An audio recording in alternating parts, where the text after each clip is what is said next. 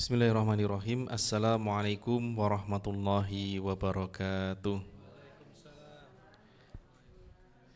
Alhamdulillahi rabbil alamin. Alhamdulillahilladzi Recording in hadana progress. lihada wa ma kunna linahtadiya laula an hadanallah. Ashhadu an la ilaha illallah wa ashhadu anna Muhammadar Rasulullah. Allahumma salli wa sallim ala sayyidina Muhammad wa ala ali sayyidina Muhammad. Rabbi israh li sadri wa yassir li amri wa hlul 'uqdatam min lisani yafqahu qawli. Allahumma arinal haqqa haqqa warzuqna tiba'ah wa arinal batila batila warzuqna istinabah. Bapak Ibu majelis sahabat cinta yang dirahmati Allah, alhamdulillah puji dan syukur kita haturkan hanya kepada Allah Subhanahu wa taala atas limpahan nikmat karunia serta hidayahnya sehingga kita semua bisa bertemu kembali dalam majelis yang insyaallah penuh barokah ini. Semoga langkah kita dalam bermajelis ilmu mendatangkan ridha Allah Subhanahu wa taala. Amin ya rabbal alamin. Tidak lupa sholawat serta salam semoga selalu tercurahkan kepada junjungan kita Nabi Muhammad sallallahu alaihi wasallam beserta seluruh keluarga, para sahabat dan sampai pengikutnya sampai hari kiamat nanti. Bapak Ibu majelis sahabat cinta yang dirahmati Allah, pada pagi hari ini kita akan melanjutkan kembali kajian tafsir Al-Quran bersama guru kita Habib Muhammad Haidar Assegaf, dan hari ini akan membahas surah Ali Imran ayat 45. Sebelum kita mulai, mari kita awali membaca doa niat ta'lim bersama-sama. Bismillahirrahmanirrahim. Alhamdulillahirabbil alamin. Nawaitu ta'aluma wa ta'lim wa tadzakkura wa tadhkir wan nafa wal intifa' wal ifadata wal istifadah wal hatha ala tamasuki bi kitabillah wa sunnati rasulih wa du'a ilal huda wa dalalatal khair ibtigha'a wajhillahi wa mardadihi wa qurbihi wa thawabihi subhanahu wa ta'ala. Semoga Allah subhanahu wa ta'ala mencurahkan rahmatnya kepada kita semua yang hadir dalam majelis ilmu ini. Mari kita siapkan diri kita, siapkan catatannya dan simak baik-baik penjelasan ilmu yang akan disampaikan oleh guru kita kepada Habib Muhammad Haidar Assegaf. Waktu dan tempat kami persilahkan. Bismillahirrahmanirrahim. Alhamdulillahirabbil alamin wa bihi nasta'in ala umuri dunya waddin. Wassalatu wassalamu ala al-mab'uthi rahmatan lil alamin sayyidina wa nabiyyina Muhammadin wa ala alihi wa sahbihi ajma'in. Allahumma salli wa sallim ala sayyidina Muhammadin miftahi babi rahmatillah adada ma fi ilmillah salatan wa salaman daimaini bidawami mulkillah wa ala alihi wa sahbihi. Rabbi syrah wa yassir li amri wahlul 'uqdatam min lisani yafqahu qawli wasaddid lisani wahdi qalbi bihaqqi sayyidina Muhammadin sallallahu alaihi wa alihi wasallam.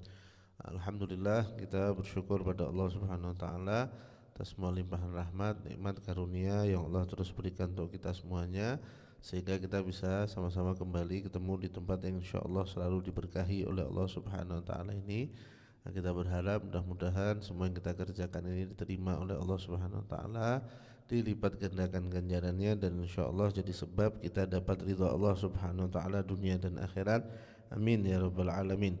Melanjutkan kajian tafsir Al-Quran kita sampai di surat Ali Imran ayat yang ke-45. Allah Subhanahu wa taala berfirman, a'udzubillahi minasyaitonirrajim. إذ قالت الملائكة يا مريم إن الله يبشرك بكلمة منه اسمه المسيح عيسى بن مريم وجيها في الدنيا والآخرة ومن المقربين. Terjemahannya kurang lebih, dan ingatlah ketika malaikat itu berkata kepada Maryam, sesungguhnya Allah memberikan kamu kabar gembira berupa kalimat darinya yang namanya adalah Al-Masih Isa putra Maryam, wajihan fid dunya wal akhirati wa minal muqarrabin, orang yang terpandang di dunia dan di akhirat serta termasuk orang-orang yang didekatkan kepada Allah Subhanahu wa taala.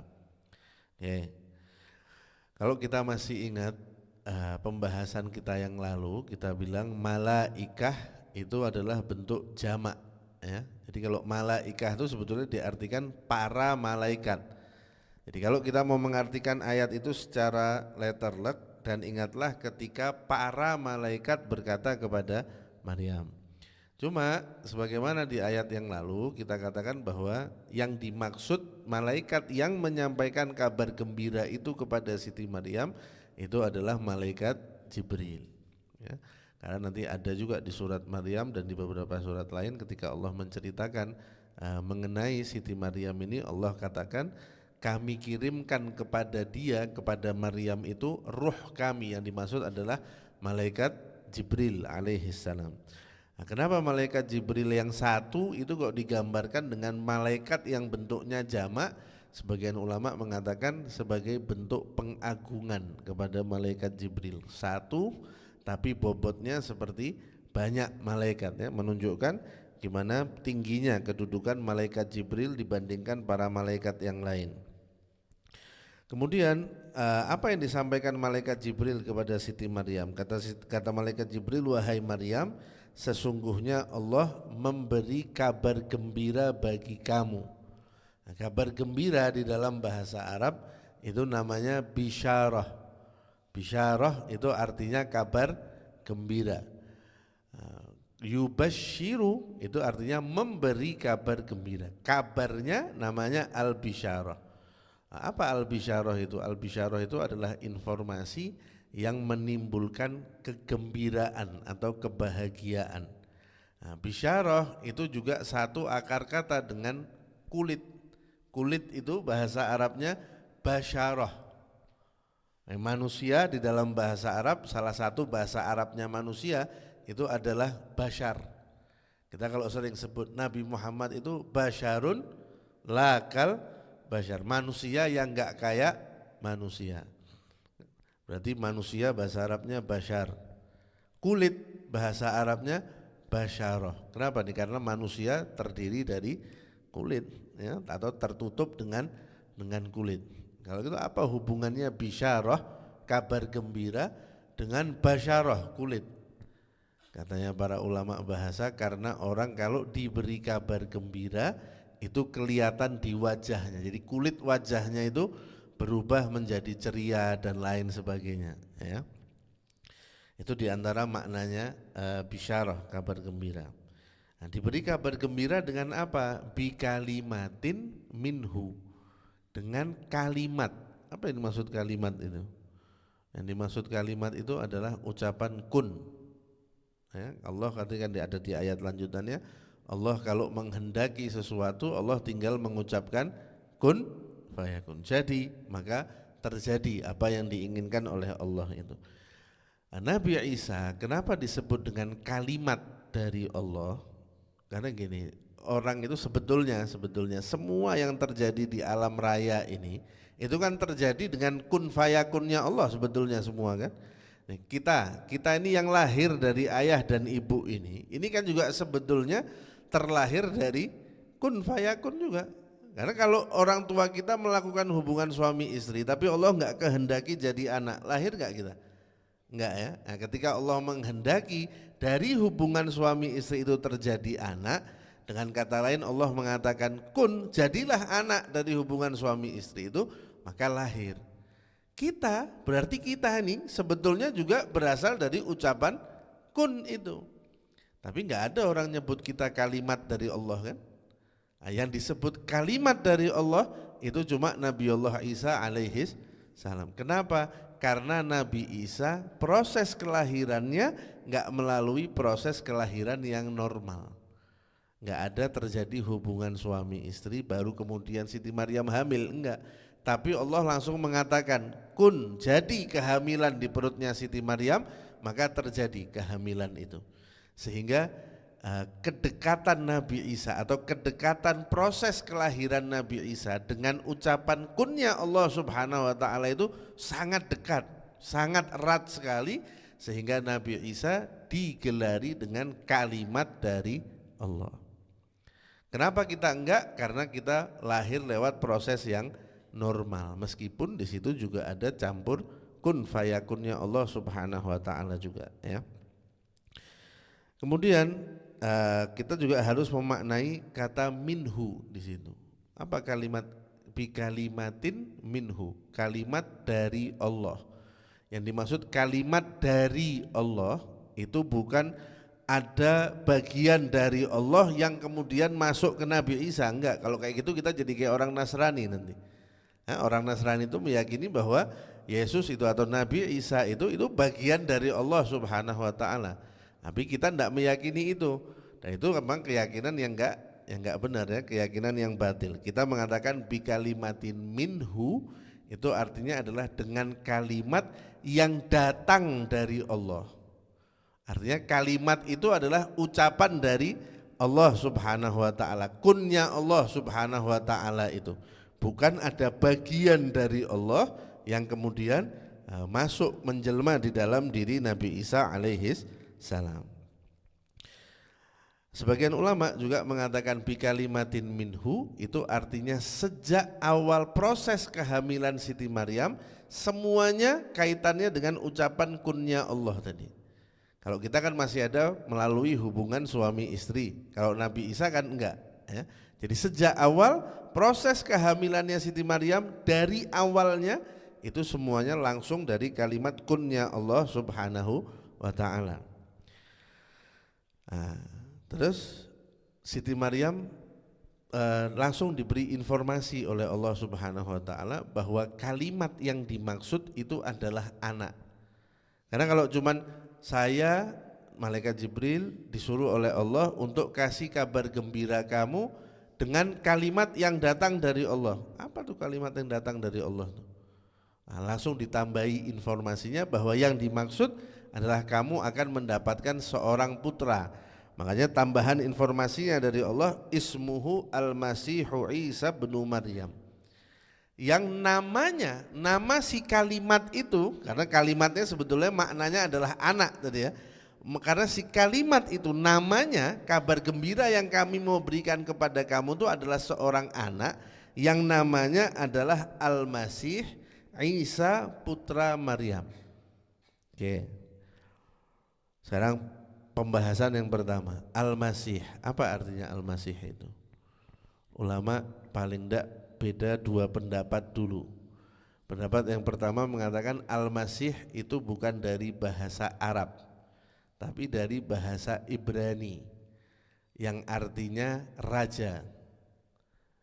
Ya, kalau kita bilang Al-Masih artinya raja, berarti Allah menggelari Nabi Isa dengan seorang raja. Tapi rajanya, kerajaannya bukan kerajaan jasmani, tapi kerajaannya adalah kerajaan ruhani, kerajaan keagamaan, kerajaan akhlak, kerajaan syariat, wahyu, kenabian dan lain sebagainya. Ada juga yang mengatakan enggak, Al-Masih itu dari bahasa Arab. Ada bahasa Arab namanya masaha. Masaha itu secara umum ya, artinya adalah mengusap. Kenapa Nabi Isa dinamakan Al-Masih? Al-Masih itu bisa kita artikan yang mengusap. Apa yang diusap sama Nabi Isa? Ada yang bilang itu terkait dengan mukjizatnya Nabi Isa alaihissalam. Nabi Isa kalau mengusap matanya orang yang buta, dia jadi bisa melihat. Kalau mengusap tubuhnya orang yang sakit, orang itu jadi sembuh. Jadi usapan-usapannya Nabi Isa itu membawa kesembuhan. Ada lagi yang bilang enggak, yang dimaksud adalah Nabi Isa alaihissalam itu suka mengusap kepalanya anak yatim sebagai bentuk kasih sayang kepada mereka. Ada lagi yang bilang enggak, mengusap yang dimaksud atau Al-Masih itu maknanya bukan mengusap tapi mengukur. Kita ini kalau ada orang jalan terus, jalan sana, jalan, kita kadang suka ngomong ini orang ngukur jalan. Nah, ini orang ngukur jalan kan bukan dia bawa meteran terus kemana-mana, enggak, tapi maksudnya dia jalan sana, jalan-jalan sana, jalan-jalan sini. Nabi Isa tuh kayak gitu. Pindah ke sini, pindah ke sini, pindah ke sini. Jadi pindah-pindah terus hidupnya. Kayak orang tadi kayak kita bilang ngukur jalan itu. Itu dalam bahasa Arab masahah itu artinya ukuran. Jadi Al-Masih itu orang yang kesana kesini melakukan perjalanan. Itu juga yang dilakukan oleh Nabi Isa alaihis salam. Ada yang mengatakan enggak, Al-Masih itu maknanya bukan yang mengusap tapi yang diusap. Dalam bahasa Arab dua-duanya bisa ya. Jadi kalau kita bilang, kalau kita mau ambil makna mengusap, itu tadi mengusap orang buta jadi bisa melihat, mengusap orang sakit jadi sembuh, atau dalam arti berjalan ke sana ke sini karena kehidupannya nomaden gitu ya, pindah dari satu tempat ke tempat yang lain, berdakwah dan lain sebagainya. Ada juga yang mengatakan tadi al-masih itu maknanya yang diusap, bukan yang mengusap, beda ya. Kalau yang mengusap tuh dia pelakunya, tapi ini yang diusap, jadi dia objeknya sekarang. Nah, dia diusap oleh apa? Macam-macam. Ada yang bilang dia itu diusap ketika lahir. Nabi Isa itu diusap dengan minyak yang hanya diusapkan kepada para nabi katanya. Sehingga orang-orang yang lahir ketika itu lihat ketika ini berminyak sudah Nabi Isa ketika lahir dalam keadaan terusap minyak itu, orang-orang lihat oh ini berarti akan menjadi nabi nanti Isa alaihissalam. Nah, ada juga yang mengatakan enggak, dia diusap oleh sayapnya malaikat Jibril ketika lahir. Kita kalau ingat beberapa ayat sebelumnya, itu neneknya Nabi Isa, ibunya Siti Maryam tuh pernah berdoa bahwa waktu lahir anaknya, wa inni u'idzuha bika wa dzurriyyataha minasyaitonir rajim. Ya Allah, saya jadikan anak saya ini dan keturunannya saya masukkan dalam perlindungan kamu dari godaan setan yang terkutuk. Jadi ibunya Siti Maryam itu pernah mendoakan supaya Siti Maryam dan anak keturunannya itu dilindungi dari setan. Kalau masih ingat kita waktu menjelaskan ayat itu, kita katakan Nabi pernah mengucapkan semua anak yang lahir itu pernah ditusuk pinggangnya sama setan, makanya nangis dia, kecuali Nabi Isa dan Siti Maryam. Nabi Isa dan Siti Maryam gak bisa ditusuk pinggangnya oleh setan karena berkah doa ibunya Siti Maryam. Nah, kenapa setan gak berhasil menusuk Nabi Isa ketika dia lahir? Karena Nabi Isa diusap, disentuh dengan sayapnya malaikat Jibril sehingga tusukan setan itu gak sampai mengenai Nabi Isa. Itu juga kalau kita mau maknai al-masih, artinya yang diusap, beliau diusap oleh sayapnya malaikat Jibril, disentuh oleh sayapnya malaikat Jibril sehingga tusukan setan itu enggak berhasil mengenai Nabi Isa. Nabi Isa. Oke. Dajjal.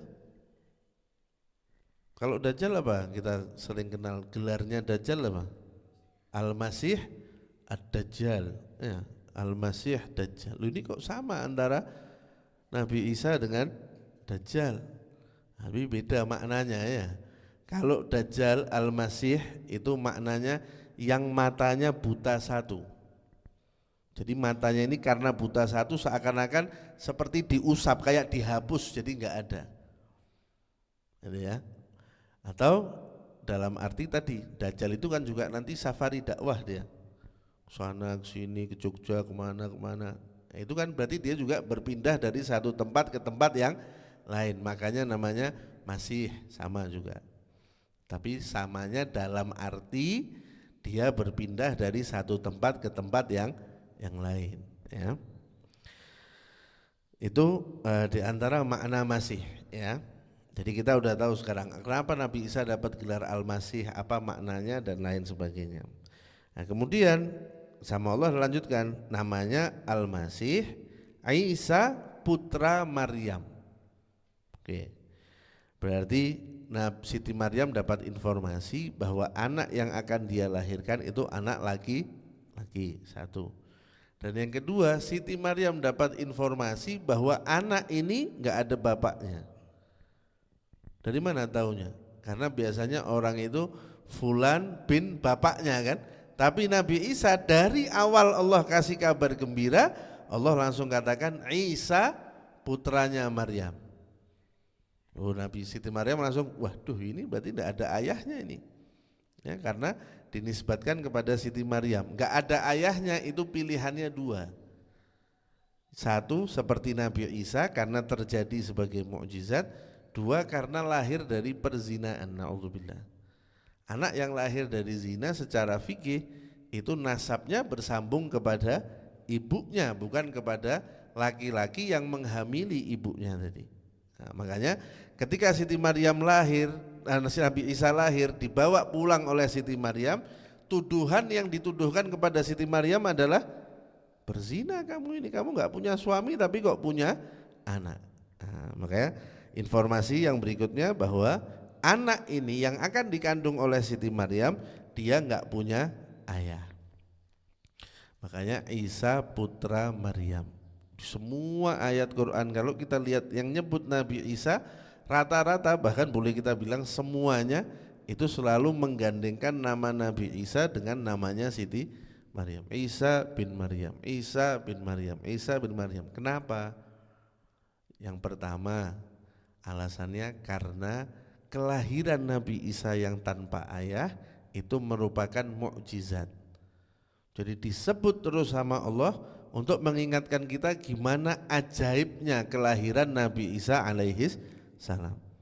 Ini cuma ada ayahnya loh ini, cuma ada ibunya ini, nggak ada ayahnya. Itu yang pertama. Yang kedua, kenapa selalu disebut bin Maryam, bin Maryam, bin Maryam hampir di semua ayat Al-Quran, menunjukkan ketinggian derajatnya Siti Maryam. Kita kalau masih ingat, ibunya Siti Maryam ketika lahir Siti Maryam itu, respon pertamanya apa? Rabbi inni wada'tuha unsa. Ya Allah, waduh ternyata yang saya lahirkan anak perempuan. Dia mengharapkannya anak apa waktu itu? Anak laki-laki kan, karena mau disuruh untuk jadi pelayan di Baitul Maqdis. Ketika yang lahir anak perempuan, ada kayak gelonya gitu, ada kayak sedihnya. Loh, tiwa saya nadarkan untuk Baitul Maqdis, saya mengharapkannya laki-laki, ternyata yang keluar malah anak perempuan. Terus Allah responnya, walaisa dzakaru kal unsa. Itu anak laki-laki yang kamu harapkan itu tidak lebih baik dari anak perempuan yang kamu dapatkan ini. Untuk mengangkat Siti Maryam, karena sempat ada kekecewaan sedikit menurut sebagian ahli tafsir, sempat ada kekecewaan sedikit dalam hati ibunya. Allah mau menunjukkan ini loh, anak perempuan yang kamu dapat ini bukan anak perempuan sembarangan. Maka di semua ayat Quran yang nyebut Nabi Isa selalu disebut namanya Siti Maryam. Untuk ngangkat nih, anak perempuan yang kamu dapat, di mana-mana disebut selalu bergandengan dengan namanya anaknya Isa bin Maryam. Jadi sekaligus menunjukkan ketinggian derajatnya Siti Maryam.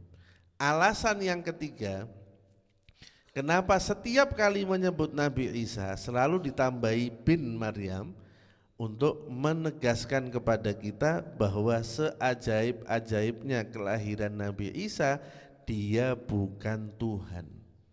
Dia bukan Tuhan seperti yang diyakini kelompok Nasrani dan lain sebagainya.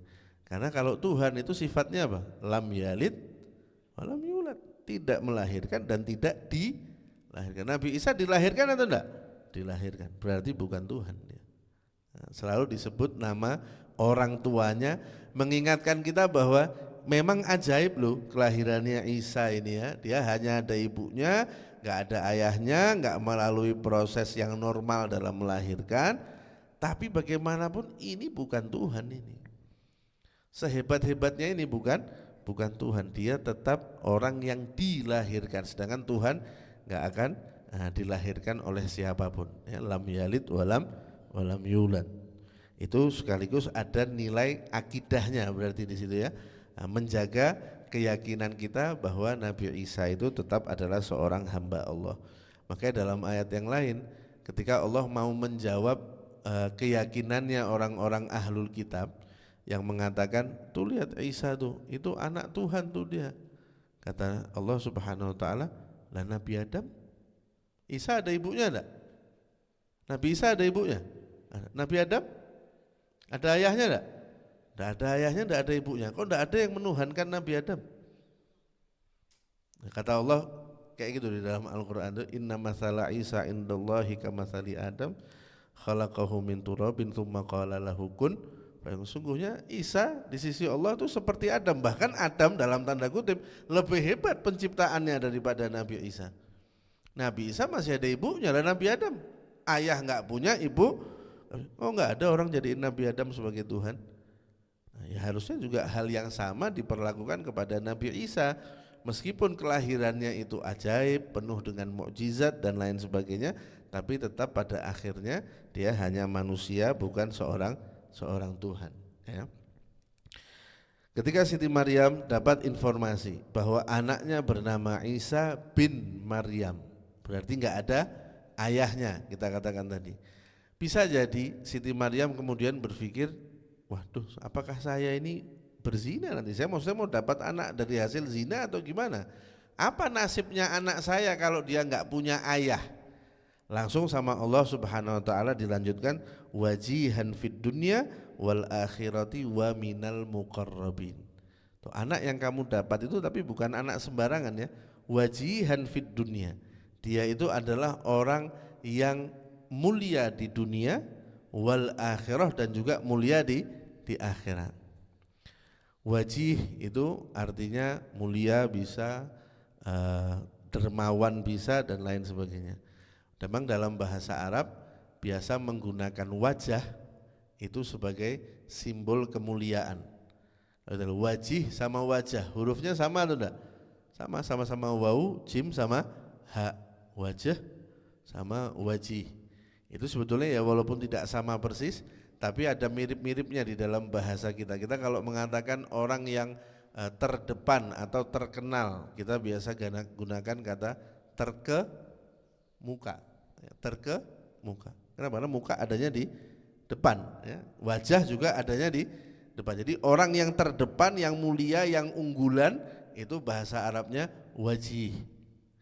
Nah, Allah Subhanahu wa taala mau menjelaskan kepada Siti Maryam, kamu jangan takut.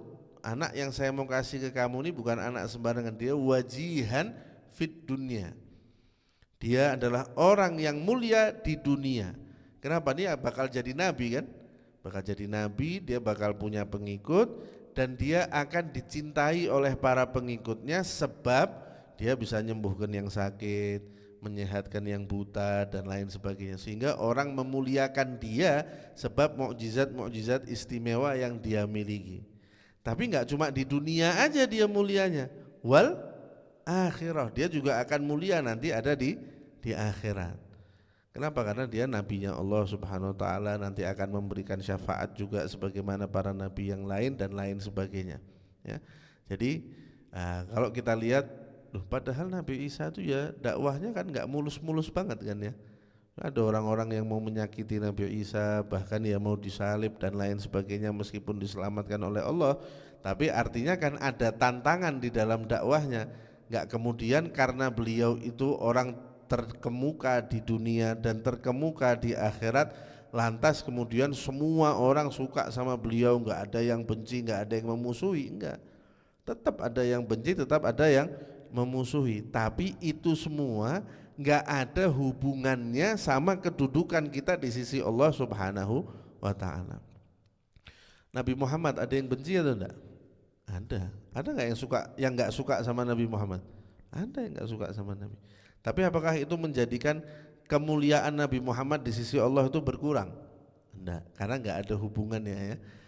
Orang ngomongin jelek soal kita, orang misalnya nggak suka sama kita, benci sama kita, selama kita jalannya udah benar, itu nggak akan mengurangi derajat kita di sisi Allah Subhanahu wa taala.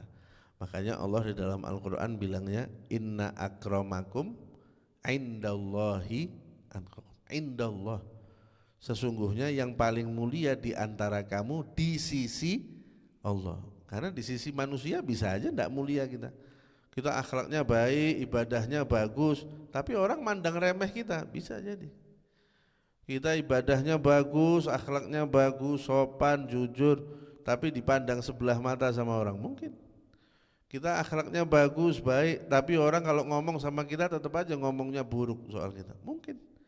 Tapi karena yang terpenting itu indallahnya, di sisi Allah Subhanahu wa ta'ala. Maka kata Nabi dalam hadis yang lain, berapa banyak orang tampilannya itu enggak meyakinkan, kusut, dekil. Kalau dia ke rumahnya orang minta pasti diusir, mau kawin pasti ditolak sama yang perempuan. Tapi kalau dia berdoa sama Allah pasti Allah kabulkan, kata Nabi. Karena enggak ada hubungannya ya penilaian orang ke kita sama gimana kita di sisi Allah Subhanahu wa taala. Yang penting kitanya lurus, yang penting kitanya baik, kitanya enggak macam-macam, ya udah. Nanti apa yang buruk yang orang bicarakan soal kita itu enggak akan mempengaruhi kedudukan kita di sisi Allah Subhanahu wa taala.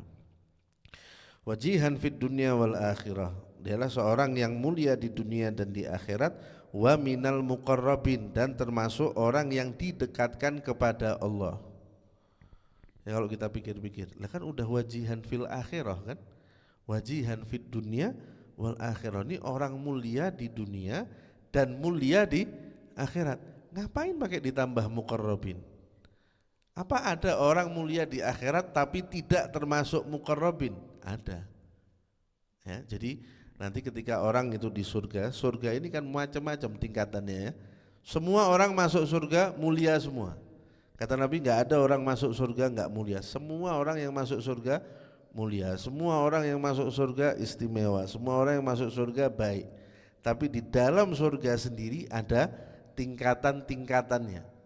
Di antara tingkatan di dalam surga itu ada ahlu surga yang muqarrabin, yang dekat dengan Allah Subhanahu wa taala. Kita ambil contoh misalnya, nanti di antara kenikmatan terbesar di dalam surga itu adalah kita memandang Allah Subhanahu wa taala. Tapi jatahnya beda-beda. Ada yang umum, semua orang di hari itu memandang Allah Subhanahu wa taala. Ada orang yang selain hari itu dapat jatah-jatah lain lagi. Ada yang seminggu sekali, seminggu 2 kali, seminggu 3 kali, ada yang setiap hari. Nah, yang setiap hari ini yang muqarrabin ini, ya, yang didekatkan kepada Allah Subhanahu wa taala. Jadi mulia tetap di akhirat, tapi selain itu Nabi Isa adalah termasuk kelompok muqarrabin.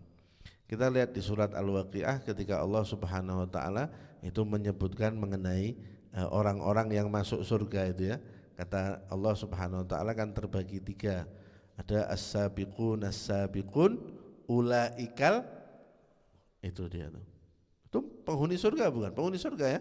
Tapi as-sabiqun mereka yang paling depan di surga, mereka yang duluan masuk surga. Lah kelompok ini ulaikal muqarrabun. Mereka itulah termasuk orang-orang yang didekatkan kepada Allah Subhanahu wa taala.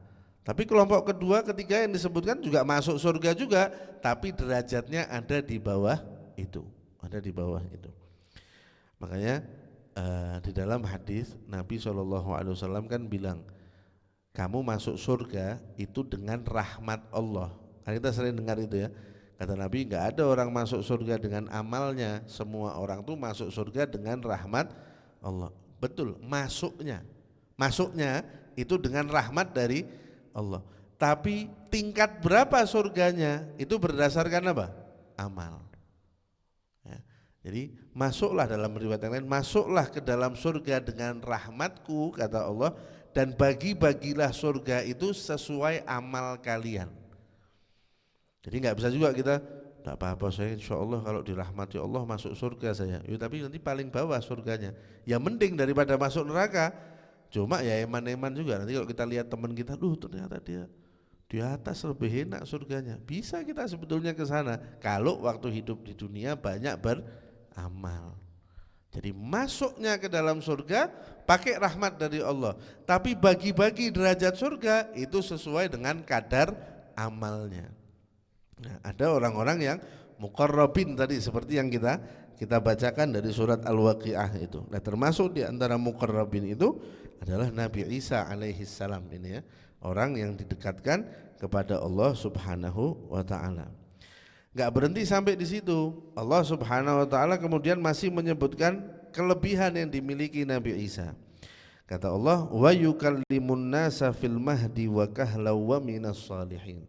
Dan dia akan berbicara kepada manusia fil mahdi, di dalam buayan, wa kahla, dan saat dewasa, wa minas salihin, dan dia termasuk orang yang soleh. Sekarang kita lihat Allah Subhanahu wa taala ngasih 2 kabar kepada Siti Maryam. Yang pertama, bahwa Nabi Isa ini nanti akan bicara kepada manusia fil mahdi, saat masih di dalam gendongan. Artinya masih kecil, masih belum umurnya orang bisa untuk bicara. Mahd itu kayak boxnya anak kecil kalau dia belum bisa duduk, belum masih usia menyusu, anak itu kan ditaruh di box atau di gendongan, itu mahd namanya. Fil mahdi berarti Nabi Isa usianya masih bayi ketika nanti dia akan berbicara kepada manusia. Wa kahla, dan dia juga akan berbicara kepada manusia di usia dewasa. Kalau kita pikir, ngapain yang dewasa disebut? Orang dewasa bisa ngomong, normal apa ajaib itu? Normal ya. Kalau anak kecil bisa ngomong, bayi belum bisa apa-apa nih, tapi dia bisa ngomong, baru ajaib itu ya. Tapi kalau orang dewasa bisa ngomong, kan normal itu. Kenapa disebut sama Allah? Ini kan lagi menceritakan Nabi Isa yang kelahirannya ajaib-ajaib semua ini. Ngapain ketika dewasa dia juga bakal bicara? Ya orang dewasa semua bicara. Nah, faedahnya. Apa manfaatnya Allah nyebut itu? Satu, ngasih kabar bahwa Nabi Isa bakal sampai usia dewasa. Ya, karena ketika Allah bilang dia akan bicara sama manusia saat kecil dan saat dewasa, berarti dia bakal sampai usia dewasa dong. Itu informasi dari Allah yang pertama. Berarti informasi dari Allah untuk Siti Maryam bahwa anak yang kamu lahirkan ini dia akan sampai usia dewasa. Satu. Yang kedua, apakah bicaranya Nabi Isa ketika kecil dengan bicaranya Nabi Isa ketika besar itu sama atau beda? Sama. Samanya dalam arti gini, anak kecil itu normalnya kalau ngomong gimana? Ada kata-katanya, kalimatnya tersusun rapi. Anak bayi ini, anak bayi kalau ngoceh anak bayi itu ada kata-katanya jelas tersusun rapi atau enggak? Enggak ya, cuman ocehan-ocehan anak bayi aja. Tapi yang diucapkan Nabi Isa ketika kecil dengan yang diucapkan Nabi Isa ketika dewasa itu sama. Dalam arti kata-katanya jelas, susunannya jelas. Ketika kecil pun bicaranya seperti bicaranya orang yang sudah dewasa. Itu yang dimaksud. Jadi enggak ada bedanya antara Nabi Isa bicara ketika kecil dengan ketika dewasa, ucapannya sama rapinya seperti orang dewasa yang bicara. Karena kalau cuman enggak itu ocehannya anak bayi aja, enggak ada istimewanya juga dong berarti. Ya.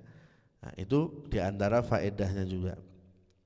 Ada yang mengatakan gini, yang diucapkan Nabi Isa ketika kecil itu kan membebaskan Siti Maryam dari tuduhan zina. Dan Nabi Isa enggak bicara lagi setelah itu, udah bicaranya itu aja ketika kecil. Bahwa saya ini hambanya Allah, nabinya Allah, diutus oleh Allah Subhanahu wa taala dan saya diperintahkan untuk sholat, zakat dan berbakti kepada ibu saya. Itu hanya itu ketika kecil.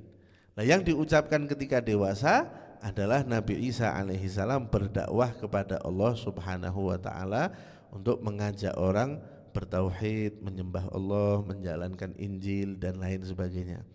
Jadi juga berbicaranya yang satu ketika kecil berbicara membebaskan ibunya dari tuduhan zina, berbicara ketika dewasa itu adalah dengan dakwah membawa risalah dari Allah Subhanahu wa taala. Oke. Kemudian apa faedahnya menyebut dewasa di sini? Berbicara kepada manusia fil mahdi saat kecil, wa kahla dan saat dewasa, itu juga ada nilai akidahnya sekarang. Nilai akidahnya itu gimana? Tuhan ini di dalam ilmu akidah ya, di dalam ilmu kalam. Sosok Tuhan itu adalah yang tidak mengalami perubahan. Jadi Allah Subhanahu wa taala dari dulu sampai yang akan datang ya Allah itu ya begitu, tidak mengalami perubahan apapun. Sedangkan manusia sebagai makhluk, ini Allah sebagai Tuhan, sebagai Khalik, makhluk yang diciptakan ini dia yang mengalami perubahan. Allah ketika nyebut Isa itu bakal bicara sama orang fil mahdi saat kecil dan saat dewasa, berarti mengalami perubahan atau enggak? Mengalami perubahan ya. Kecil kemudian berubah jadi anak-anak, kemudian berubah jadi muda, kemudian berubah jadi dewasa, nanti berubah jadi, berarti Nabi Isa itu mengalami perubahan. Yang mengalami perubahan semacam ini berarti bukan Tuhan. Nah, ini sekaligus menjawab keyakinan orang yang menganggap Isa alaihi salam itu adalah Tuhan. Kalau memang Tuhan, Tuhan seharusnya nggak mengalami perubahan dong. Tuhan tuh, karena kalau mengalami perubahan berarti dia ngatur dirinya sendiri aja kan nggak bisa. Nah, berarti dia bukan Tuhan karena dia punya kelemahan. Nah, Isa alaihi salam itu mengalami perubahan-perubahan itu, berarti Isa itu juga bukan Tuhan. Ya, Isa adalah makhluk hambanya Allah Subhanahu Wa Taala yang dipilih untuk jadi Nabi dan Rasul, untuk jadi Nabi dan Rasul. Nah, sedikit informasi aja di dalam bahasa Arab mungkin lebih tepatnya ya, itu ada rentang umur, itu ada namanya sendiri-sendiri, ada istilahnya sendiri-sendiri. Misalnya dari 0 sampai 15 tahun itu namanya siba, masa anak-anak. Makanya anak kecil bahasa Arabnya sobi, karena dia ada di fase siba, di fase anak-anak. Ada yang setelah itu 15 sampai 30-an tahun, sampai 30 tahunan lah kira-kira, itu namanya syabab, pemuda namanya. Kemudian itu dari 15 sampai 35-an biasanya menurut ulama. Kemudian dari 35 sampai 50 itu namanya kuhulah, masa dewasa. Ini yang disebut oleh Allah Subhanahu Wa Taala ini fil mahdi wa kahla, masa dewasa atau masa paruh baya kalau bahasa Indonesianya, 35 sampai 50-an. 50 sampai 60 atau sampai 70 itu namanya syaikhukhah, masa tua. 70 ke atas dan seterusnya sampai meninggal dunia itu namanya haram. Haram itu artinya renta, udah tua yang lanjut usia, yang jompo lah gitu kira-kira ya. Yang tua renta sekali. Itu ya walaupun nanti ada mungkin antara satu ulama dengan ulama yang lain ada perbedaan sedikit-sedikit, tapi kira-kira rentangnya itu kurang lebih seperti tadi itu. Nah, ketika Allah Subhanahu Wa Taala mengatakan fil mahdi wa kahla, berarti usianya Nabi Isa ketika itu nanti ada di kisaran 30 sampai 50 tahun. Nah, memang menurut riwayat Nabi Isa alaihi salam diangkat oleh Allah Subhanahu Wa Taala ke langit itu ada di usia 33 tahun. Ya, di usia 33 tahun. Dan menurut satu riwayat juga ketika turun nanti juga masih muda begitu Nabi Isa itu. Nah, sehingga ada yang menafsiri yukallimun nasa fil mahdi wa kahla, nanti dia akan bicara kepada manusia ketika masih bayi dan ketika sudah dewasa. Ketika sudah dewasanya itu adalah ketika turun lagi nanti di akhir zaman, ketika mau melawan Dajjal dan lain sebagainya. Ada yang menafsiri itu karena ketika turun pun nanti menurut sebagian riwayat usianya juga masih di rentang 30 sampai 50 tahunan, itu 33 tahun dan seterusnya. Tuh. Wa minas shalihin. Ini unik juga ini. Setelah semua sifat baik dan kelebihan yang Allah sebut, wajihan fid dunya wal akhirah wa minal muqarrabin yukallimun nasa fil mahdi wa kahla. Ini kan semua kan keistimewaan semua ini. Udah pakai wa minal muqarrabin lagi tadi. Tapi di ujung ayat ini yukallimun nasa fil mahdi wa kahla wa minas shalihin, dan dia termasuk orang-orang yang soleh. Ngapain disebut orang soleh? Apa ada wajihan fid dunya wal akhirah yang tidak soleh? Apa ada orang mulia di akhirat tapi dia bukan orang soleh? Apa ada orang muqarrabin didekatkan kepada Allah tapi dia bukan orang soleh? Tidak ada, otomatis kita mikirnya kan ya pasti soleh lah orang-orang ini. Nah, Allah mau ngasih tahu bahwa semua kelebihan yang didapat oleh Nabi Isa itu pondasinya adalah yang terakhir ini. Wa minas shalihin, karena dia soleh maka dia jadi orang terkemuka di dunia. Karena dia soleh maka dia jadi orang terkemuka di akhirat. Karena dia soleh maka dia jadi muqarrabin. Jadi kalau kita mau jadi orang mulia ya harus punya pondasi yang sama dengan Nabi Isa ini, yaitu jadi orang yang soleh. Semua kemuliaan itu bercabangnya dari kesolehan itu. Jadi soleh hatinya, soleh perilakunya, soleh ucapannya. Nabi Isa semuanya soleh, sehingga semua kemuliaan juga didapatkan oleh Nabi Isa alaihis salam. Nah, di antara bentuk kesolehannya Nabi Isa itu nggak pernah ngomong buruk orangnya. Imam Ghazali di dalam Ihya pernah membawakan cerita, katanya Nabi Isa sama muridnya itu lagi melakukan perjalanan, karena kita bilang kan jalan-jalan terus Nabi Isa itu ya, pindah-pindah terus.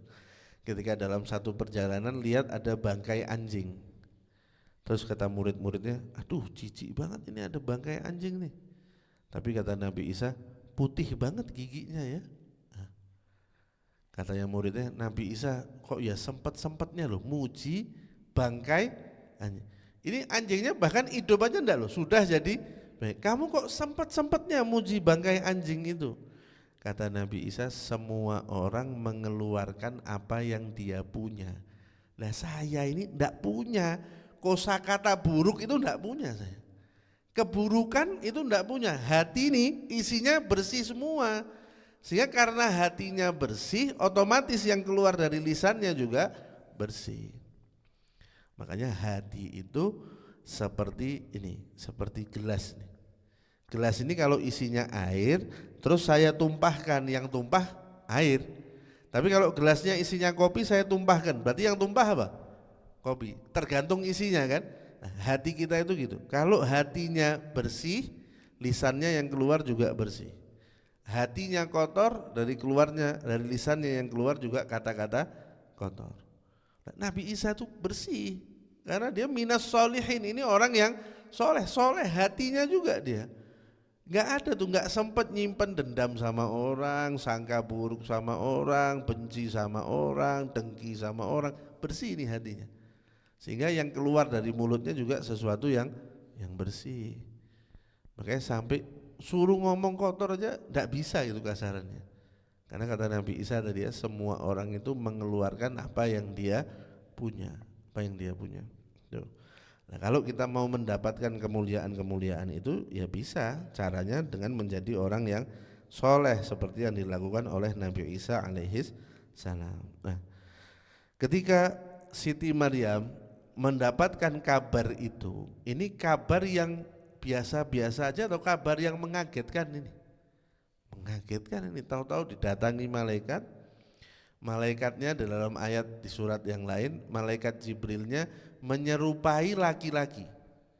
Bayangkan Siti Maryam seumur hidupnya di dalam kamar, tiba-tiba di kamarnya ada lagi.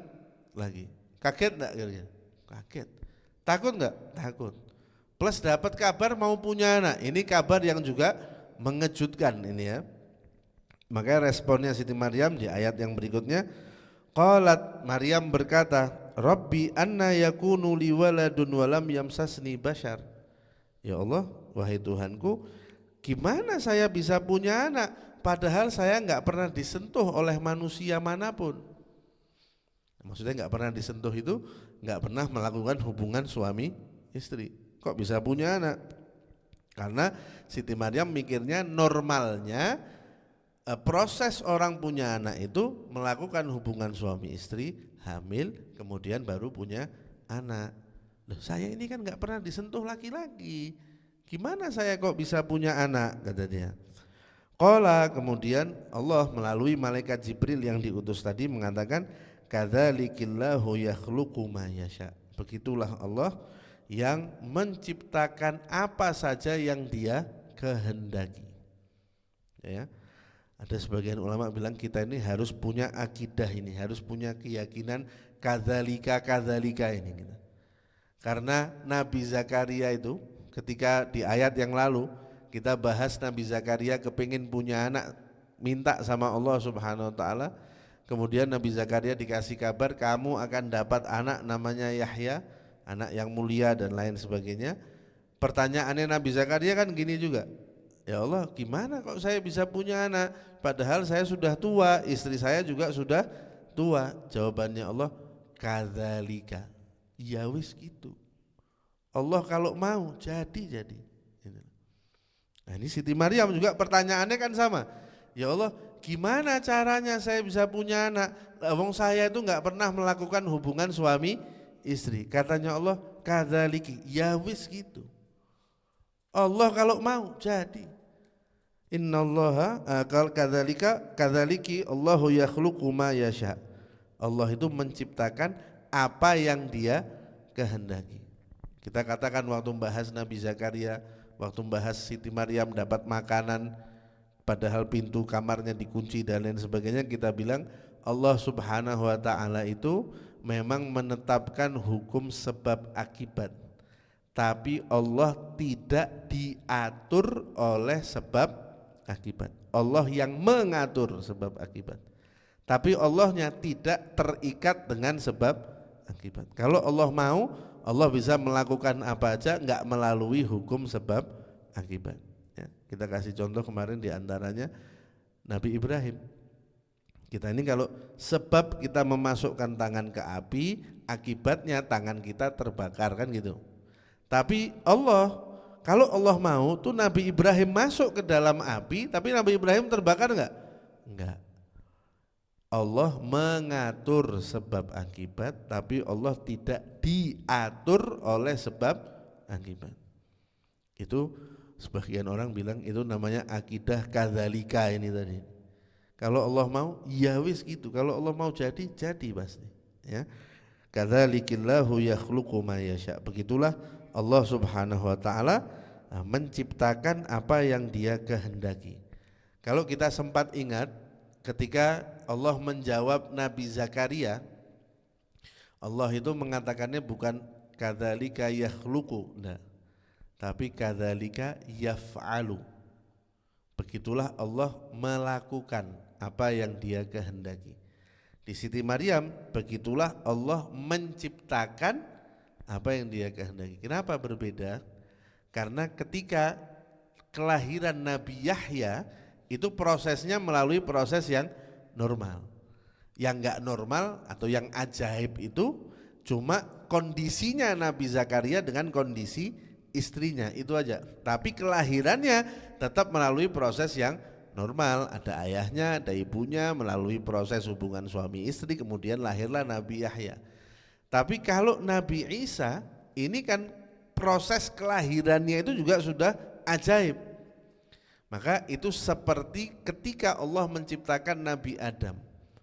Makanya menggunakannya kata begitulah Allah menciptakan apa yang Dia kehendaki, karena langsung diciptakan benihnya Nabi Isa di dalam perutnya Siti Maryam. Kurang lebih sama seperti ketika Allah menciptakan Nabi Adam.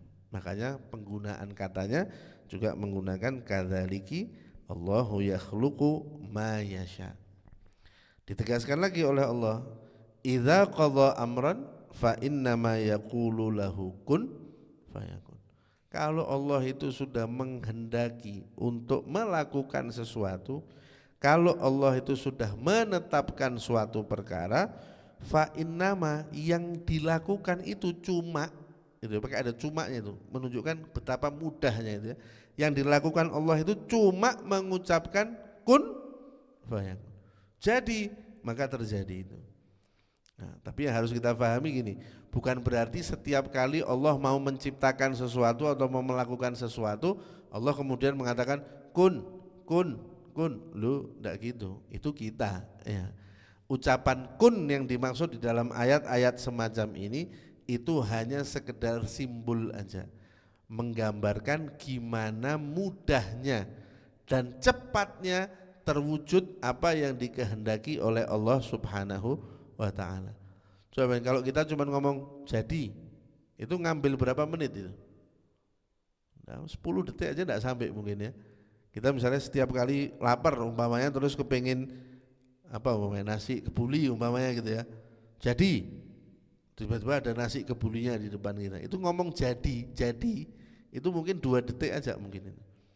Nah, jadi Allah ketika mengatakan kalau Allah menghendaki sesuatu, menginginkan sesuatu, Allah tinggal mengucapkan kun, itu maksudnya Allah betapa mudahnya itu bagi Allah Subhanahu wa taala dan betapa cepatnya hal yang Allah inginkan itu untuk terwujud. Jadi nggak ada yang susah bagi Allah Subhanahu wa ta'ala, dan gimana semua itu ada di dalam kekuasaannya Allah Subhanahu wa ta'ala. Allah nggak perlu repot-repot. Kalau kita misalnya mau bikin meja ini, ngambil kayunya dulu, kemudian diukir dulu, disusun dan lain sebagainya. Tapi kalau Allah sangat mudah bagi Allah Subhanahu wa ta'ala, seperti tinggal mengucapkan itu aja jadi, maka terjadi. Ya, itu menunjukkan juga gimana kekuasaannya Allah Subhanahu wa ta'ala. Ini enaknya kita berhenti dulu di sini supaya nanti nyambung sama ayat-ayat yang berikutnya, semua menceritakan soal Nabi Isa alaihi salam, supaya kepotongnya nanti tidak di tengah jalan ya. Jadi supaya runut gitu, kita enak jadi belajarnya. Tapi sekali lagi beberapa yang harus kita pahami dari ayat-ayat itu.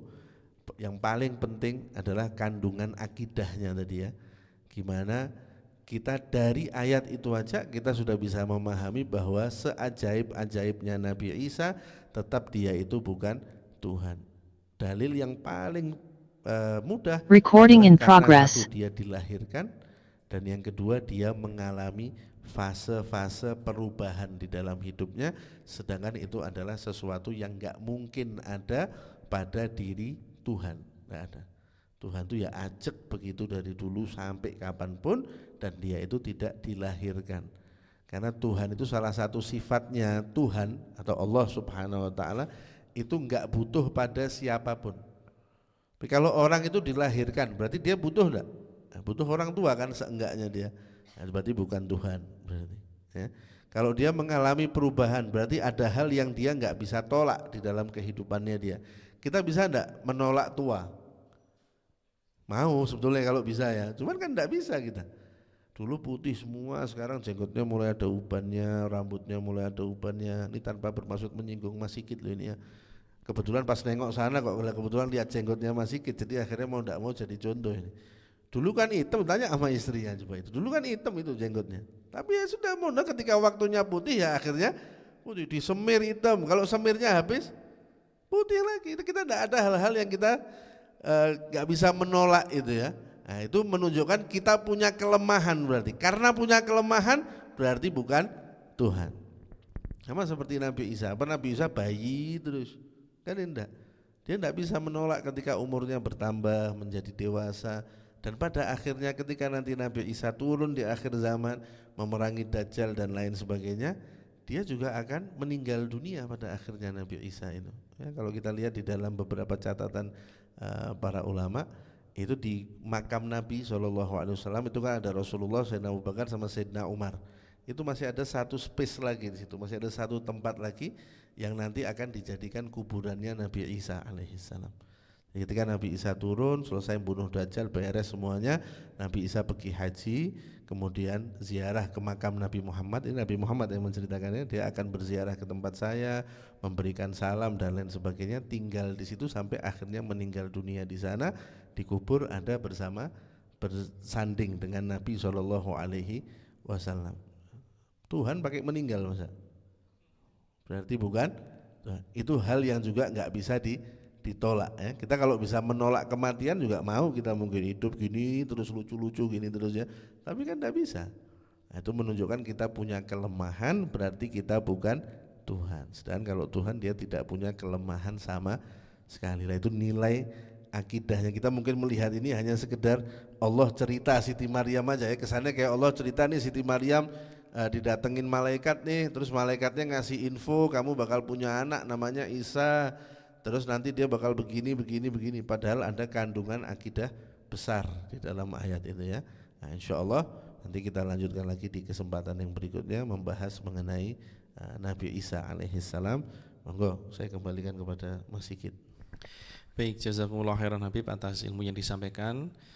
Dan kita buka sesi tanya jawab bagi Bapak Ibu yang hadir. Kita berikan kesempatan terlebih dahulu untuk bertanya. Dari ibu-ibu ada yang mau bertanya? Monggo silakan.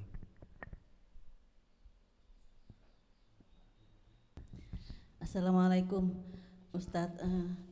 Nabi Siti Maryam itu kan maksudnya Allah menciptakan manusia itu kan makhluk sosial juga. Nah, kalau Siti Maryam itu selalu di dalam kamar, itu bagaimana kehidupan sosialnya. Terus itu satu, terus kemudian bagaimana caranya saya tuh menasihati orang yang tidak punya kehidupan sosial, itu bukan karena dia antisosial, karena keadaan. Ketika dia tidak punya kehidupan sosial, terus dia sudah tahajud, sudah zikir dan lain-lain, terus tetap stres karena nggak punya kehidupan sosial, itu bagaimana cara menasihatinya? Makasih. Ini lama-lama jadi psikolog saya. Baik-baik kuliah psikologi juga mungkin saya. Gini, apakah Siti Maryam itu tidak bersosialisasi? Ya bersosialisasi. Karena gini, ketika belum hamil, beliau ada di dalam kamarnya itu. Jadi karena oleh ibunya kan sudah dinazarkan untuk jadi pengurus lah kasarnya, pengurus Baitul Maqdis. Jadi diurus oleh Nabi Zakaria, ditempatkan di tempat itu khusus untuk beliau beribadah. Tapi ada juga riwayat-riwayat ketika beliau hamil, itu beliau ketemu sama istrinya Nabi Zakaria. Karena katanya nih menurut beberapa riwayat itu kehamilannya Siti Maryam dengan kehamilannya istrinya Nabi Zakaria itu enggak beda jauh. Jadi ada dua ibu hamil ini ya. Nah, itu ada riwayatnya mereka duduk bareng, ngobrol dan lain sebagainya membahas kehamilan ini. Seperti misalnya ibunya Nabi Yahya itu bilang, ini saya ngerasain yang di perut saya ini memberi penghormatan kepada janin yang ada di kandungan kamu. Makanya kita kemarin waktu bahas Nabi Yahya, Allah bilang Nabi Yahya itu akan membenarkan kalimat yang datang dari Allah, kan gitu.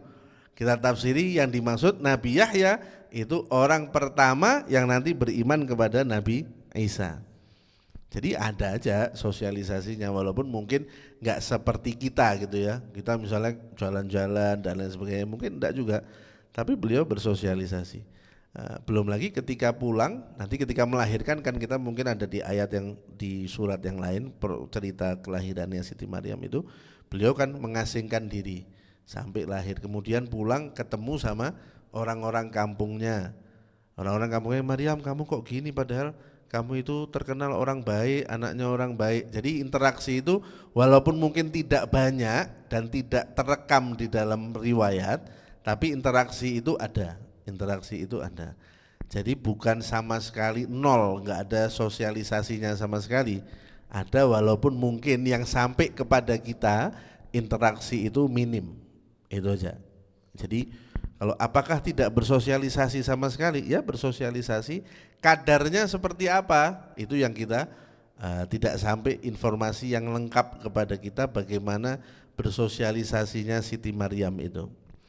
Itu yang pertama, saya kira itu ya. Yang kedua, gimana menasehati orang yang ibadahnya bagus tapi tidak bersosialisasi sehingga udah tahajud dan lain sebagainya tapi tetap stres.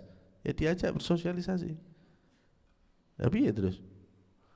Gila, ada orang-orang yang kita harus samakan dulu definisi bersosialisasi itu dulu. Ini ya, kita gampangnya. Kita kenal ada orang introvert, ada ekstrovert. Introvert itu kalau dia, introvert itu bukan orang yang gak suka bersosialisasi loh ya. Tapi introvert itu dia kalau bersosialisasi terlalu lama energinya habis dia. Itu introvert namanya. Kalau ekstrovert semakin bersosialisasi energinya semakin banyak. Itu namanya ekstrovert. Nah, orang ini bisa jadi dia itu introvert tadi, dalam arti dia mau bersosialisasi, tapi mungkin kadar sosialisasi yang kita tawarkan itu melebihi kemampuannya dia. Jadi kita apa sih jenis sosialisasinya dia ini yang cocok buat dia? Oh misalnya dia sukanya kalau berdua aja sama kita.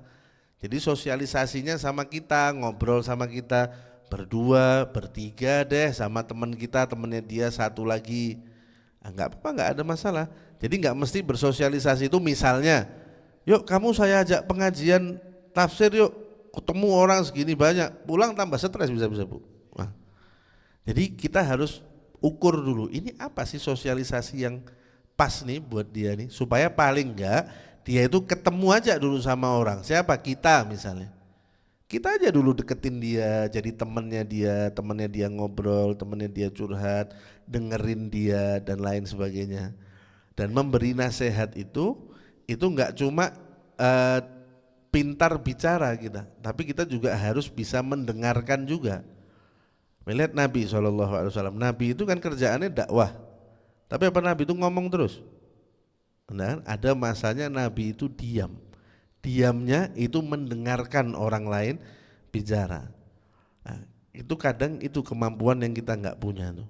Jadi kita harus bisa jadi pendengar yang baik. Paling enggak kita jadi orang pertama yang bersosialisasi dulu sama dia.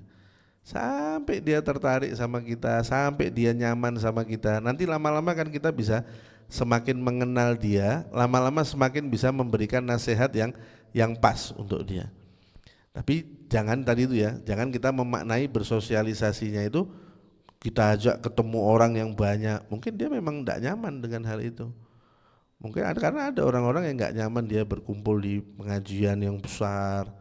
Dia mungkin lebih seneng kalau duduknya sendiri di pojokan, nggak campur di sini misalnya, dan lain sebagainya. Jadi kita harus bisa mengukur itu juga ya, apa sih sosialisasi versi kita sama sosialisasi versinya dia tuh, supaya nggak akhirnya kita udahlah dia tahajud stres, tambah kita ajak sosialisasi ketemu banyak orang, tambah stres.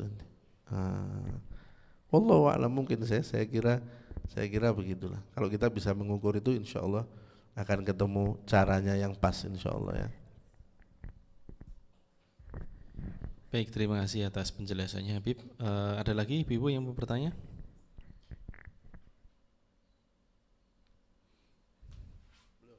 Belum. Ada pertanyaan Habib. Assalamualaikum warahmatullahi wabarakatuh. Habib izin bertanya, tadi disebutkan bahwa semua bayi yang lahir itu ditusuk oleh setan di pinggangnya kecuali Nabi Isa dan Siti Maryam. Apakah juga mengalami penusukan itu nabi-nabi yang lain ketika lahir, termasuk Nabi Muhammad SAW? Habib, mohon penjelasannya. Ya, semua bayi kecuali Nabi Isa dan Siti Maryam. Jadi termasuk Nabi Muhammad SAW. Cuma gini, kita jangan memaknai itu sebagai berarti Nabi Isa ini lebih mulia dari Nabi Muhammad misalnya, karena ndak mesti begitu kesimpulannya ya. Ketika satu orang punya kelebihan dibanding orang yang lain, bukan berarti orang itu lantas jadi lebih mulia secara mutlak dibanding orang itu ya. Nabi Isa punya kelebihan itu, yang itu tidak dimiliki oleh nabi-nabi yang lain, tapi tidak menjadikan beliau itu sebagai nabi yang paling mulia misalnya, atau sebagai manusia yang paling mulia, enggak. Dia punya kelebihan di situ. Tapi Nabi Muhammad berarti ditusuk sama setan. Iya, ditusuk. Lah itu enggak menjadikan itu sebagai kekurangan juga. Kenapa? Lah itu kan normal berarti kan. Semua bayi ditusuk, berarti itu hal normal atau enggak? Normal. Ya berarti Nabi mengalami hal yang normal gitu loh ya. Bukan Nabi, kok Nabi jelek gitu, masa bisa ditusuk sama setan tuh nggak kayak Nabi Isa. Itu normal namanya. Nabi Isa yang dapat kelebihan di bagian itu, tapi bukan berarti itu menjadikan Nabi Isa kemudian yang paling mulia dan lain sebagainya, enggak. Karena ada kaidah yang mengatakan, atau ada semacam pepatah lah peribahasa, ada hal-hal yang bisa kita temukan di sungai tapi nggak bisa kita temukan di laut. Apakah berarti sungai lebih gede dari laut? Nah, laut tetap lebih gede. Apakah berarti sungai lebih dalam dari laut? Nah, laut tetap lebih dalam. Artinya ada orang-orang yang mungkin punya kelebihan yang nggak dimiliki oleh orang mulia yang lain, tapi itu tidak berarti orang itu lebih mulia dari si orang itu tadi. Cuma seperti ini, Nabi Isa punya kelebihan di bagian ini, tapi tidak menjadikan Nabi Isa itu lantas menjadi lebih mulia dari Nabi Muhammad SAW. Karena kalau dibandingkan dengan kemuliaan yang lain, masih jauh lebih banyak kemuliaannya Nabi Muhammad SAW. Dan tadi juga ditusuk setan itu bukan keburukan, bukan, itu normal. Jadi jangan memandangnya, waduh ini saya punya cucu saya nangis nih habis ditusuk setan ini, aduh. Dan normal berarti bu, bayinya bu, gitu loh ya. Karena mengalami diitik-itik lah, nggak usah dikritikin setan lah gitu aja mungkin, kalau supaya tidak terlalu serem gitu ya. Tapi itu normal, bukan satu kekurangan. Itu maksudnya. Baik, terima kasih atas penjelasannya. Bapak Ibu, nggak ada pertanyaan lagi atau masih ada? Jadi monggo silakan. Siapa kemarin namanya lupa saya. Ibu Ani, betul. Iya, Bu Ani. Assalamualaikum ya Habib. Salam. Yang saya mau tanyakan ini mengenai halal haramnya. Ini saya punya teman, dia tuh pelihara babi, tapi dia punya keluarga juga ada yang Muslim. Nah itu gimana kalau hasil mungkin penjualan babi atau apa itu dibagikan ke keluarga yang Muslim? Apakah itu haram? Bagaimana penjelasannya? Apakah dia punya pekerjaan lain selain itu? Ada. Apakah yang dikasih ke kita, ke saudaranya itu dari penghasilan babi atau ada kemungkinan dari penghasilan yang lain? Ya, mungkin juga yang lain, mungkin tercampur juga. Gini, kalau masih ada kemungkinan itu dari pekerjaan yang lain, artinya kita nggak tahu pasti nih ini dari jual beli babi, halal-halal aja boleh diterima. Ya, itu dalam bahasa fikih namanya bermuamalah dengan orang yang hartanya campur. Ada hartanya yang haram, ada hartanya yang halal. Kita nggak tahu yang sampai ke kita itu dari harta yang halal atau yang haram. Boleh. Mungkin ini juga satu yang saya lihat begini, di Papua itu kan pembangunan gereja itu kan di mana-mana banyak. Yang pekerjanya itu juga orang Muslim, itu bagaimana? Ya sebetulnya itu ulama beda pendapat aja sebetulnya. Gini, kalau kita mau pakai pendapat mazhab Syafi'i misalnya, itu enggak boleh. Kenapa enggak boleh? Karena kita membantu orang untuk bermaksiat kepada Allah. Tapi kalau kita bilang enggak boleh, terus mau kerja apa orang-orang itu? Nah, itu kita bisa pakai pendapat yang lain seperti mazhabnya Imam Abu Hanifah dan lain sebagainya, itu lebih longgar dalam hal-hal itu. Jadi enggak ada masalah. Aman-aman aja. Tapi kalau umpama dia memang bisa dapat pekerjaan lain selain bangun gereja, itu ya akan jauh lebih bagus, ya akan jauh lebih bagus. Tapi untuk sementara ini tidak ada masalah dia menggunakan pendapat ulama itu ya. Baik, soalnya saya juga ditanya soal itu kan, saya lihat gereja itu yang bangun orang Jawa dari Jawa Timur yang banyak yang di sana, yang dikirim ke sana. Sebenarnya ada sih rasa kasihan gitu, ya pasti mereka juga terpaksa. Tapi di satu sisi juga gimana ya, yang dibangun itu kan gereja, sampai ke pelosok tuh gereja gitu, terus gimana ya hasilnya itu gitu kira-kira tadi aman insyaallah. Sambil cari yang lain kalau bisa, ya sambil cari yang lain. Sementara kalau belum ada ya itu dulu enggak apa-apa mengikuti pendapat yang tadi itu. Begitu. Terima kasih. Assalamualaikum. Salam. Terima kasih atas penjelasannya Habib. Ada lagi ibu-ibu yang mau bertanya? Satu pertanyaan lagi? Cukup? Aman ini kelihatannya. Sudah tidak ada lagi pertanyaan Habib. Mungkin ada tambahan sebagai kesimpulan dari materi pada hari ini dan sekaligus minta doanya untuk menutup kajian pada pagi hari ini. Kesimpulan saya kira cukup lah ya.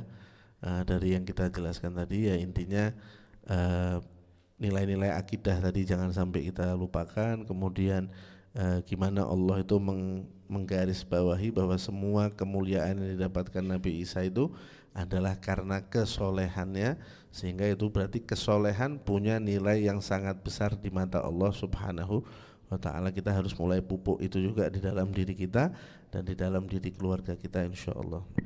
Bismillahirrahmanirrahim. Alhamdulillahirabbil alamin. Allahumma shalli wa sallim ala sayyidina Muhammadin wa ala alihi wa sahbihi ajma'in. Allahumma inna nas'aluka al-'afwa wal 'afiyah wal mu'afata ad-da'imah fid dini wad dunya wal akhirah. Allahumma ij'al jam'ana hadha jam'an marhuma wa tafarruqana min ba'dihi tafarruqan ma'suma wa la taj'al fina wa la minna wa la ma'ana syaqiyyan wa la mahruma. Allahumma iftah 'alaina futuhal 'arifin wa faqihna fid din wa 'allimna ta'wil wa ihdina ila sawa'i sabil. Allahumma arzuqna fahman nabiyyin wa hifdzal mursalin wa ilhamal malaikatil muqarrabin. Allahumma tub 'alaina taubatan nasuha wa zakkina biha jisman wa qalban wa ruha. Allahumma la tahrimna khaira ma 'indaka li syarri ma 'indana fadlan wa ihsana. Allahumma maghfiratuka awsa'u min dhunubina wa rahmatuka arja 'indana min a'malina. Rabbana atina fid dunya hasanatan wa fil akhirati hasanatan wa qina 'adzabannar wa adkhilnal jannata ma'al abrar ya aziz ya ghaffar ya rabbal alamin.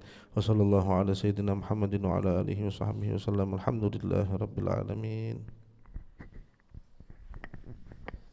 Baik, jazakumullah khairan Habib atas ilmu yang disampaikan dan juga doa yang dipanjatkan. Semoga Allah Subhanahu wa taala memberikan kita rahmat, pemahaman dan juga bisa mengamalkan ilmu yang telah disampaikan. Bapak Ibu yang dirahmati Allah Subhanahu wa taala, insyaallah akan kita lanjutkan kajian kita di kesempatan yang datang, insyaallah di hari Selasa setiap pekan keempat. Mari kita tutup majelis ini dengan membaca doa akhir majelis di kertas yang sudah dibagikan.